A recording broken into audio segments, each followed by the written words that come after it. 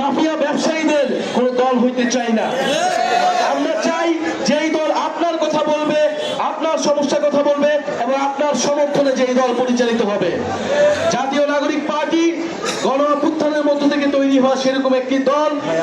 আপনাদের প্রতি আমরা বলতে এসেছি যে নতুন করে বাংলাদেশে ভয়ের সংস্কৃতি তৈরি করা হচ্ছে।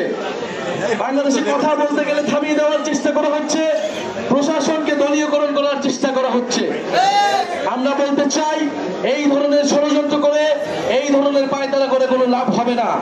বাংলাদেশের ছাত্র জনতা রাজপথে নেমেছে, রক্ত দিয়েছে, আবারও রাজপথে নামার জন্য প্রস্তুত রয়েছে। কিন্তু আমরা বারবার রাজপথে নামতে চাই না। আমরা দেশের ভিতরে বিভাজন চাই না। মতপার্থক্য থাকবে, প্রতিদ্বন্দ্বিতা থাকবে, কিন্তু দেশের স্বার্থে সবাই ঐক্যবদ্ধ হবে, এটাই ছিল আমাদের প্রত্যাশা। কিন্তু যদি জনগণের বিরুদ্ধে কেউ দাঁড়ায় তাহলে তার সাথে ঐক্য করা কোনো সম্ভব নয়। প্রিয় ঝালকাঠিবাসী, আজকে আমরা অল্প সময়ের জন্য আপনাদের কাছে এসেছি, তাই হয়তো আপনাদের সব কথা আমরা শুনতে পাচ্ছি না।